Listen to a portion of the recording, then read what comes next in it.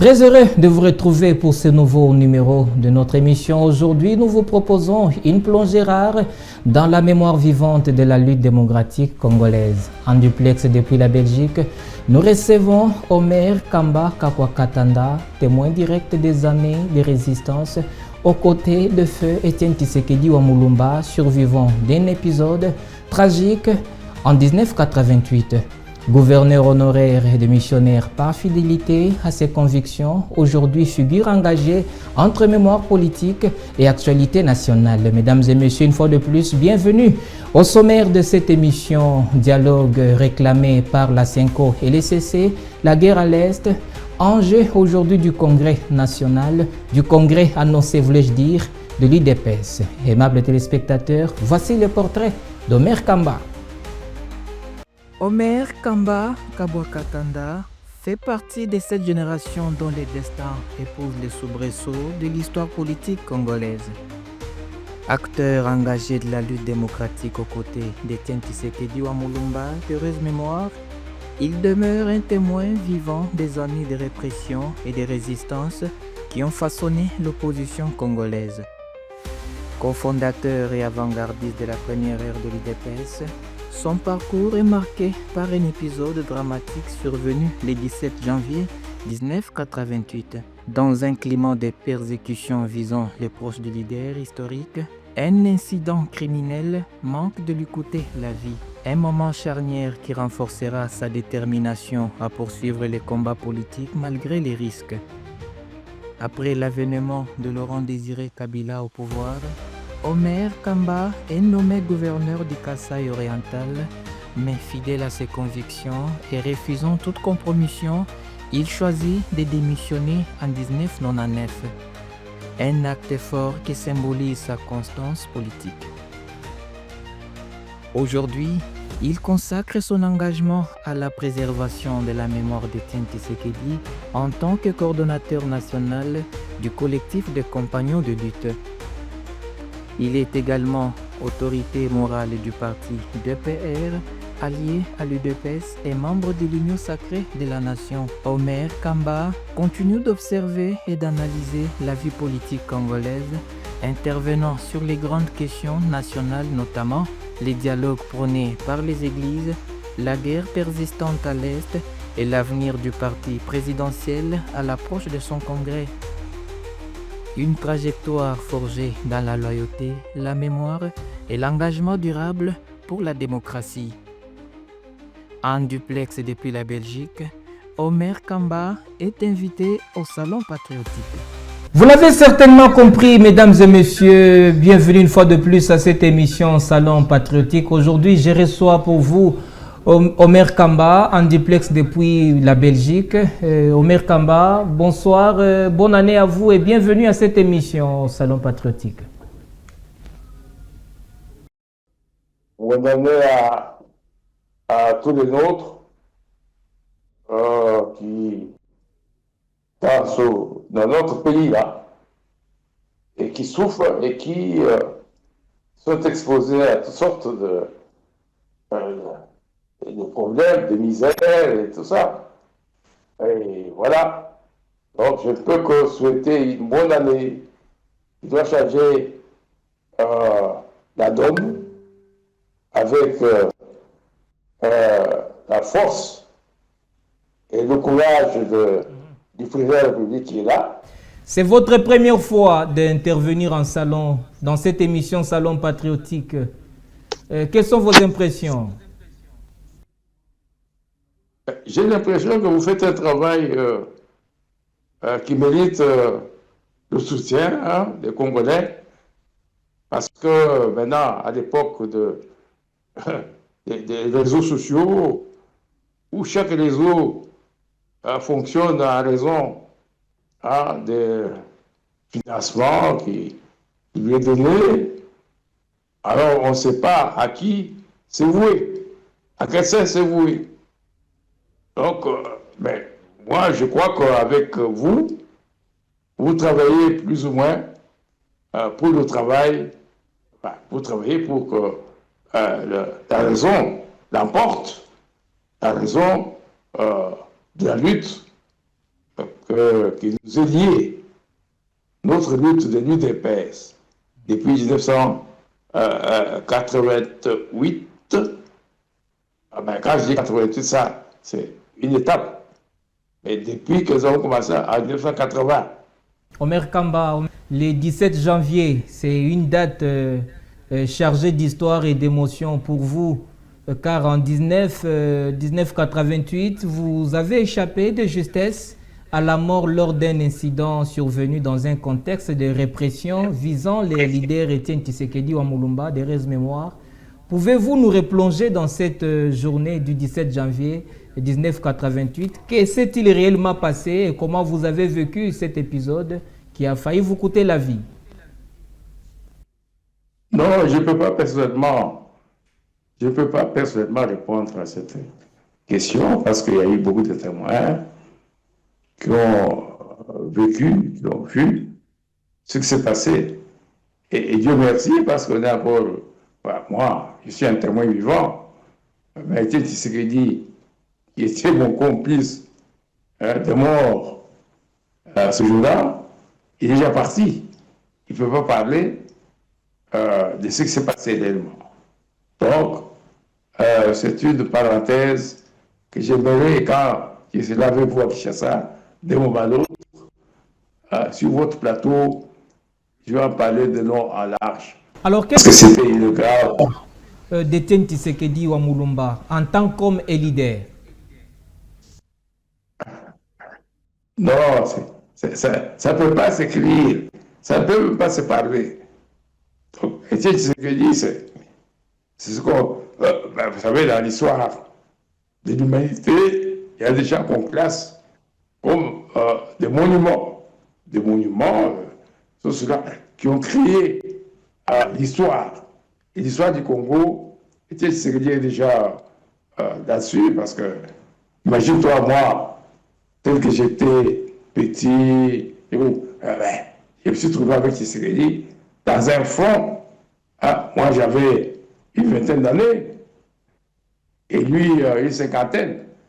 Et on est dans un front de lutte contre la dictature de Mobutu. Et on nous abat ensemble. C'est déjà beaucoup de choses qui s'expriment là-dessus. Donc, on a du mal à vous voir. Veuillez bien positionner votre appareil, s'il vous plaît. Vous avez le premier sens, c'est ça. Voilà. Là, nous vous voyons quand même bien. Alors, Omer Kamba, vous avez démissionné du poste de gouverneur du Kasaï central sous Mouzé Laurent Désiré Kabila en 1999. Pourquoi cette décision? Mais obligé de le faire parce qu'ils sont attaqués par les Rwandais en 1998. Moi, je suis là comme gouverneur du Kasaï oriental et la province s'est attaquée. Et je me suis mis en tenue, j'étais en tenue militaire, obligé par Mouzé Kabila, que j'ai connu à partir d'ici, en Belgique, à Bruxelles à l'époque. Mais avec Etienne Tshisekedi, on s'était dit, écoutez, lui, il va aller consoler Mobutu, qui était mourant à Nice, en France, et moi, je devais aller quand même de l'autre côté pour voir ce qui se passe avec Mouzé Kabila. Comme les Américains étaient derrière Mouzé Kabila, nous sommes allés et on a vérifié la situation. On a accompagné Mouzé Kabila jusqu'à la prise du pouvoir. Parce que Mobutu ne comptait plus pour nous. Les gens oublient que Mobutu, pour l'UDPS, à cette époque-là, ne comptait plus. C'était fini. Quelqu'un que vous avez accompagné. Alors aujourd'hui, mais comment, sous son mandat, vous allez démissionner? Vous aviez subi de pression politique à cette époque? Non, nous sommes attaqués par une nouvelle administration qui était aux États-Unis et qui a voulu, qui n'a pas voulu qu'on continue le combat qui était annoncé. Vous savez, quand Kabila est arrivé avec nous à Kinshasa, il faut le dire.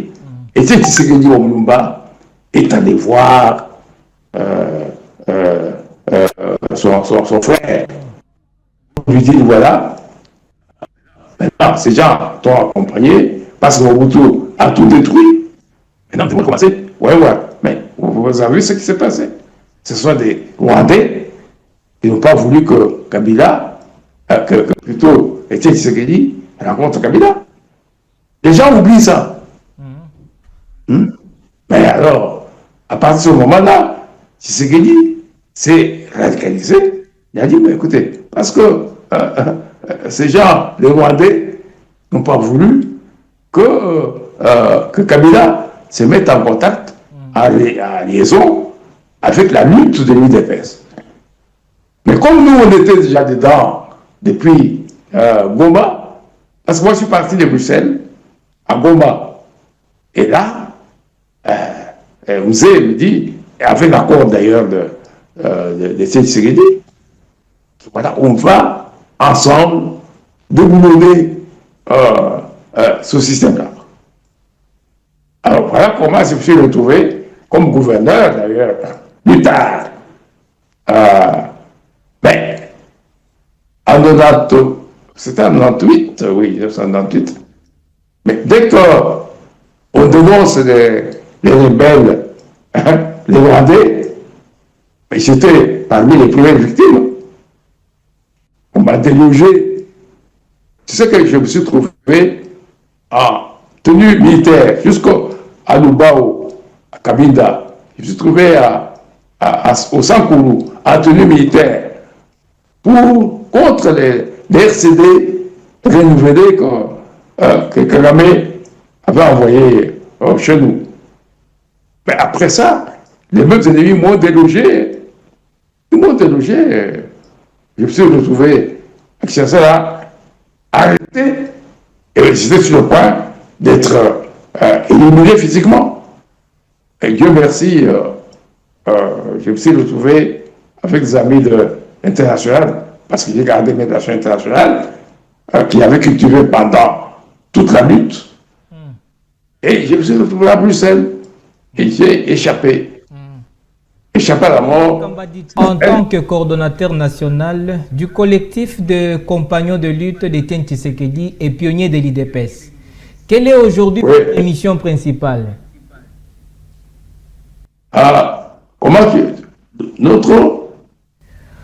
Quelle est votre mission principale en tant que coordonnateur national du collectif de compagnons de lutte d'Étienne Tshisekedi et pionnier de l'IDPS? Nous sommes une structure informelle d'abord, mais une structure de soutien et de sagesse à toute la jeunesse qui gère aujourd'hui l'UDPS. Nous sommes constitués comme ça, depuis d'ailleurs Bruxelles. Pendant que Tshisekedi était malade, il nous a reçus avec beaucoup de cadres anciens qui sont aujourd'hui à la gouvernance de la République, tout comme dans d'autres structures. Il nous a reçus à cette époque-là. Allô? La vision, c'est quoi? Le but poursuivi, c'est quoi? C'est soutenir la lutte de son parti.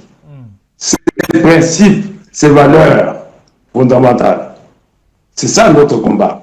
Parce que Tshisekedi est une icône qui laisse des valeurs, qui laisse tout ce qui peut relever le pays. Et même son fils, aujourd'hui, au sommet du pouvoir, il se met dans la ligne droite de ce que l'icône de ce parti, et c'est lui, oui. Vous êtes également autorité morale du parti politique DPR.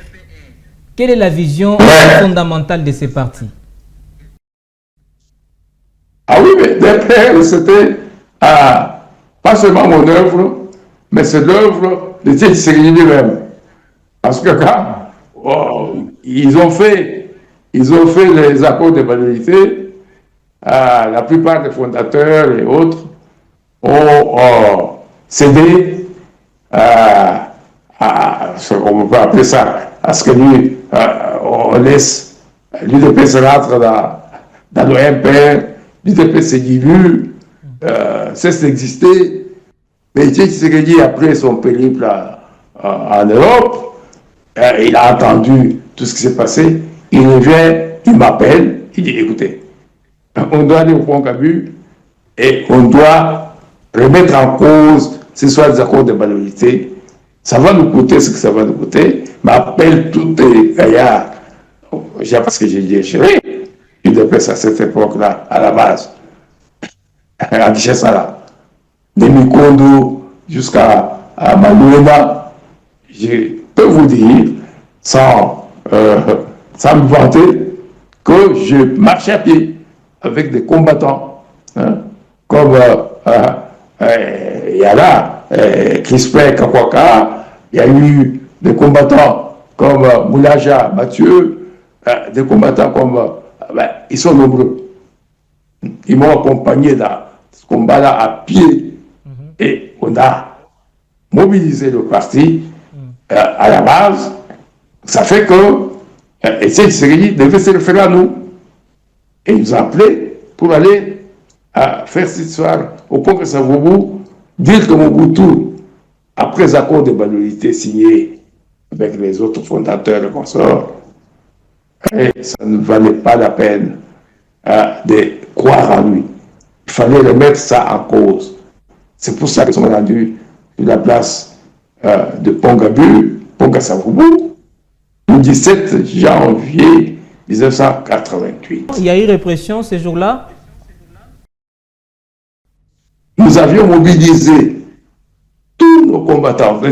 Bien sûr, il y a certains fondateurs qui n'étaient pas d'accord, mais nous sommes allés, notamment la veille, et surtout avec les étudiants de l'UNIKI, on a mobilisé pour veiller sur le 30 juin à la résidence de Tshisekedi. La veille, donc, de la manifestation que nous avons déjà préparée. Parce que, comme tu me vois là, mais j'étais pratiquement un peu militarisé. Parce qu'on est allé avec des combattants pour visiter les lieux et préparer ce meeting-là. Et quand nous sommes retrouvés le matin, un dimanche 17 janvier 1988, à 10h, avec Etienne Tshisekedi, et il y avait déjà une équipe d'accueil de l'armée dirigée par général Mayele Sam, qui nous attendait là-bas. Et nous avons Etienne Tshisekedi, c'est là que j'ai découvert qu'on avait un homme politique différent de tous les autres. C'est ce jour-là. Différent quoi? Mais dit, écoutez, il y a des militaires qui sont en face, qui tirent des balles réelles. Alors, moi, je suis à côté de lui, et il me dit, écoutez, dis, Moujik, parce qu'on s'appelait comme ça, c'était nos noms de combat. Il dit, Moujik, on va aller vers ces gens-là. Hein? On ne doit pas attendre ici, on va aller vers eux. Alors, il tirait à balles réelles, hein? Et nous sommes, bon, il descend des petits, comment on appelle ça, podium qu'on avait fait pour lui pour qu'il parle de meeting. Et on descend jusqu'au vers les militaires qui ont attaqué, tirant. Alors, on arrive, et Tshisekedi, Omlumba, c'est là. Moi, je crois que ça m'a inspiré. C'est ça qui fait que je crois que je ne peux plus mourir. Je suis éternel. Donc, ben écoutez, j'ai fait la police, mais j'ai vu Etienne Tshisekedi devant le capitaine ou quoi là, celui qui conduisait la brigade là, qui était décédé. Mayenne était installé dans un bâtiment un peu plus haut, au niveau du pont Kassabou. C'est lui qui donnait des ordres. Mais en contact avec Mobutu. Parce que Mobutu dirigeait soit à partir des badolités. Hein, oui, il était caché là-bas à cette époque. Alors, Omer Kamba, dites-nous un peu votre parti, le Le DPR. Est-il aussi membre de l'Union sacrée? Si. Comment compte? Mais DPR, c'est quoi? À l'Union sacrée. DPR, c'est l'UDPS. Ah, DPS, c'est l'UDPS. Oui. C'est l'UDPS. C'est moi. Tu t'imagines? Quand aussi les accords de majorité, je suis parmi les collègues de la base, nous refusons ces accords-là. Bien que vivant en Belgique, toutes vos activités restent concentrées au pays. Pourquoi ce choix? Mais parce que je n'ai jamais été... ma politique d'abord, ma création politique, ma naissance politique est au pays. Je suis venu par accident en Europe pour les soins médicaux après le pont Kassavoubou. Quand j'ai eu le coup de baïonnette dans mes poumons, et on a essayé au clinique universitaire et partout pour essayer de me sauver, mais ça n'a pas tenu. Bon. Grâce à Etienne Tshisekedi là et l'équipe Assamaniba et tout ce monde-là, ils sont cotisés, ils m'ont envoyé en Europe. C'est comme ça que je suis arrivé. Et là, à l'université, donc plutôt d'Anvers, oui, et on m'a tiré de la vie, donc tiré de la mort. Donc, c'est triste. Donc vous aviez été touché ce jour-là, le 17 janvier, lors de ces minutes. Mais c'est pour ça que je vous demande, vous de la presse, d'en parler, parce que les gens voient, le 17 janvier, c'est le salut de l'UDPS. Parce qu'on était là-bas, pas parce qu'on voulait faire des manifestations comme ça se fait n'importe comment aujourd'hui au pays, mais c'était pour un idéal. L'UDPS était à bord, enfin, était complètement foutu. Mobutu avait décidé de supprimer l'UDPS. Ah bon? Et il avait... Ben oui, les accords de majorité, c'était que l'UDPS cesse d'exister. Alors, elle entre dans le UDPS signifiait aussi barrer Etienne Tshisekedi, l'éteindre à jamais. Mais oui, mais attendez, Tshisekedi était parmi les signataires de ce qu'on appelle les accords de majorité. Mais comme c'était un homme politique raffiné, il connaît Mobutu, il connaissait Mobutu plus que tous ses collègues là, tous ses collègues, les collègues des fondateurs. Mais Tshisekedi le connaissait mieux que eux. Alors il a dit, c'est que Mobutu nous fait. Etienne Tshisekedi était la cible de la répression survenue lors de ces meetings-là. Mais évidemment. Mais non seulement parce que c'est lui qui a organisé ce meeting, c'est lui qui m'a fait appel à moi. Moi, j'étais comme un dirigeant de la base de l'UDPS, des combattants de base. Il a fait appel à moi. Et d'ailleurs, je peux même vous dire, que j'étais directeur de cabinet. Au moment où il m'a fait appel à moi, j'étais directeur de cabinet du collège des fondateurs de l'UDPS. Il n'y pas à cette époque-là, par le président Kiba Samaniba. Et moi, c'est moi qui étais directeur de cabinet de ce collège de fondateurs-là. Et Tshisekedi revenait d'Europe et il savait qu'entre-temps, moi j'avais quand même la base, j'ai dirigé la base de l'UDPS à Kinshasa. Et voilà. Et quand il m'a mobilisé, et où est-ce arrivé à cette histoire de pont Kassavoubou? Et c'était pratiquement la mort qui nous était destinée. Oui, j'ai dit bien que c'était la mort qui nous était destinée. Et lui et moi-même, ma frère, Dieu décide autrement. Et nous sommes retrouvés plutôt emprisonnés par le Mayele et ses hommes.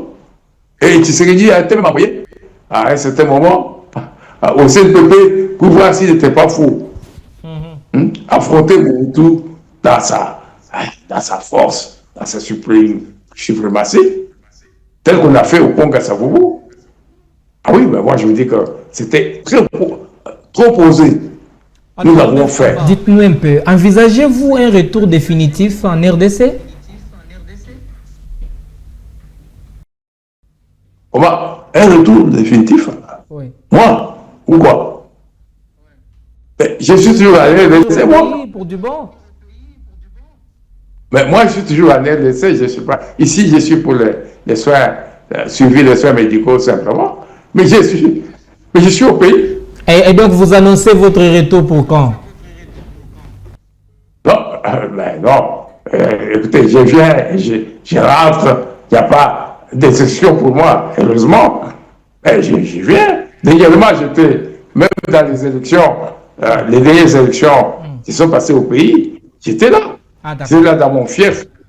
Oui, j'ai fait campagne dans mon fief. Aujourd'hui, au pays, la CENCO et l'ECC appellent à un dialogue national inclusif pour sortir le pays de la crise actuelle.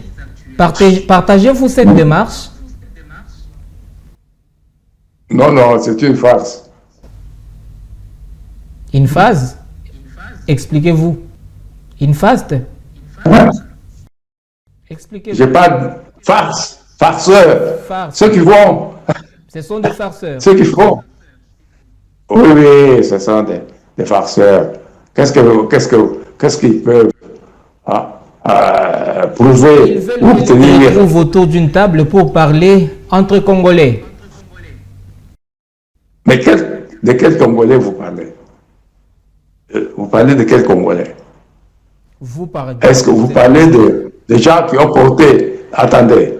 Est-ce que vous parlez de gens qui ont porté des armes, des criminels qui tuent leurs confrères, quelque part, ou des étrangers qui sont rentrés dans le pays pour piller, pour occuper, donc comment ils appellent ça,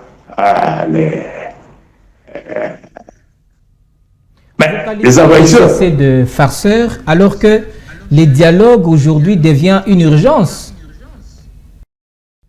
Non, non, il n'y aura pas de dialogue. Ça, c'est les gens qui parlent de ce terme. Mais vous n'avez pas suivi le président de la République, le chef d'État, c'est ce qu'il a dit là-dessus. Il n'y aura pas de dialogue. Mais il a réuni dernièrement l'Union sacrée, qui est sa force principale. Il est en train d'appeler à un dialogue inclusif parce que les accords signés à Washington ne nous ont pas ramené la paix comme souhaité. Non, ça c'est un problème des gens qui veulent passer leur temps pour exister politiquement, que ce soit des prêtres, comment on appelle ça, des évêques ou des politiciens en robe. J'aime bien. Il y a des gens des réseaux là qui les traitent de politiciens en robe. Donc, ils passent leur temps. C'est leur manière d'exister, hein, de surexister, mais en réalité, Félix, à toi, tu connais la réalité et les puissances du monde, y compris Donald Trump, connaissent la réalité de ce pays-là. On ne va pas se distraire. Replacez bien votre appareil, encore une fois. Je sais que c'est un exercice difficile pour vous, mais vous êtes un peu obligé dans le cadre de cette émission Merkamba. Oui, je le fais. Alors, la situation sécuritaire à l'Est reste dramatique avec la persistance de groupes armés et les accusations contre le Rwanda. Quel est votre regard sur cette guerre qui dure depuis des décennies? Oui, ça fait, bien sûr, de 3 décennies qu'on est dans cette situation. Et je suis de ceux-là qui ont vécu ce combat depuis M. Kabila, et même un peu avant. Et j'ai parcouru, moi, le monde pour ce genre de choses. J'étais même à Kigali, j'étais un peu partout pour ça. Parce que j'étais chargé de relations extérieures, début de PES, à des moments critiques. Des moments critiques, difficiles. Je suis allé même au département d'État, donc aux États-Unis, pour défendre la cause l'UDPS. Qu'est-ce que pour voir la paix revenir à l'est de la RDC, d'après vous? Oui, mais c'est-à-dire qu'il y a d'abord... la guerre? Non. Non, déjà pas la guerre, sans la connaître, sans savoir qu'est-ce que c'est la guerre. Félix et Antoine Tshisekedi connaît très bien notre itinéraire. Quand nous disons la non-violence de l'UDPS, les gens croient que c'est une farce. Non. La non-violence couvre réellement la légitime défense. Et ça nous permet d'agir concrètement et réellement. La diplomatie de combat que Félix Antoine Tshisekedi suit, comme son père d'ailleurs avait fait la même chose, c'est pour arriver à neutraliser réellement et définitivement les ennemis de notre pays. Alors, et comment il le fait? Il n'y aura pas... Attendez. Les accords de Washington ne nous a pas amené la paix. Attendez. Comment pensez-vous que la RDC va se tirer de la crise? Mais d'abord, j'ai dit que, attendez, parce que là, on dit, bon, lui, il s'est confié à la diplomatie, il croit que la diplomatie va résoudre le problème. Il a raison. Parce que la diplomatie de combat qu'il développe peut neutraliser réellement toutes ces aventures, y compris des guerriers comme les Kagame et consorts. Ne vous en faites pas. Parce que le monde, l'histoire, le monde a démontré, un Hitler qu'on connaissait tout puissant et tout ça, il a été neutralisé par quoi? C'est pas la diplomatie. Et effectivement, Kagame sera neutralisé par la même voie. Vous allez voir ça. Nous le vivrons cette année ici. 2026, je dirai ma parole, Kagame sera neutralisé par le biais de la diplomatie. Parce que nous avons combattu sans tirer un coup de feu, nous, l'UDPS. Et je vous rassure qu'avec ce combat-là, nous avons neutralisé Mobutu, mine de rien. Nous avons neutralisé Kabila. Les États-Unis, d'après vous, est sincère avec nous? Mais pourquoi pas? Est-ce qu'ils sont sincères avec nous? Mais je dis bien pourquoi pas. Ils doivent être sincères parce qu'eux, ils ont leurs intérêts qu'ils défendent. Et ces intérêts dépendent de nous. C'est nous qui devrions négocier nos intérêts avec les leurs. Et c'est ce que Félix fait. Donc, mais personne d'autre dans ce pays-là n'a cherché à négocier les intérêts du Congo avec les autres. Les autres venaient, ils prenaient, même les Chinois en question dont on parle, ils prennent. Mais l'émission est à sa fin. Omer Kamba, l'UDPS, votre parti, très bientôt organisera un congrès. Quel est votre avis sur cette question de congrès? Mais oui, mais le congrès en question, le congrès? je souhaite bien, j'espère que j'y serai parce que je travaille pour être là-bas. Je pense que c'est un congrès qui doit refonder ou remettre l'UDPS en ordre de bataille parce que ça un parti fort comme nous l'avons créé qui a fait que Mobutu a été complètement déboulonné, comme je peux dire. C'est nous, l'UDPS que vous voyez là. L'émission touche à sa fin, nous devons vous laisser vous reposer. Alors, Omer Kamba, dans cette émission, le premier téléspectateur, c'est notre chef de l'État qui est le premier patriote. Alors, Omer Kamba, si vous aviez un conseil pour le chef de l'État, un message qui pourrait l'aider à transformer les Congo en Allemagne d'Afrique, quel serait-il? Juste qu'il garde le cap. Là, aujourd'hui, le combat, d'abord, refuter cette histoire de dialogue qui sort, que j'attribue à des farceurs qui veulent gagner du temps nous empêcher d'accéder à notre victoire finale, qui est déjà engagée, parce que nous allons, avec la diplomatie de combat qu'il a développée, nous allons gagner. On n'a pas besoin de toutes ces farces, dialogue et tout ça. Non, non, non. Moi, je suis convaincu que la voie qu'il a empruntée, c'est la meilleure et nous allons gagner. Votre dernier mot pour peut-être l'UDPS, pour tous ceux qui vous suivent en ces moments? L'UDPS doit organiser son congrès et je souhaite que ça soit, que ça coïncide avec son anniversaire de 2000. En fait, ça va être le mois de février 2006 non, 2000 combien? Oui, 2026. Et que l'UDPS organise son congrès de refondation, de l'évaluation des valeurs qu'il a, des valeurs fondamentales, et que tous les cadres, surtout tous ceux qui sont encore survivants, qui ont défendu les valeurs fondamentales de l'UDPS. Omer Kamba, on retiendra que l'UDPS devra tenir son congrès. C'était là votre dernier mot pour tous les combattants de l'UDPS. Merci surtout d'avoir accepté de notre invitation, Omer Kamba.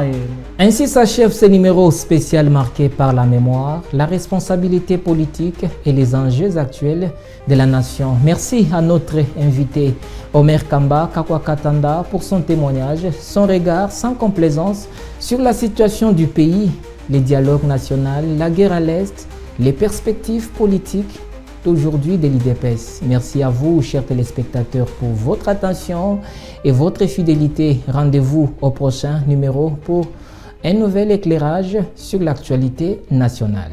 Restez connectés sur Bravo Télévision et à la prochaine.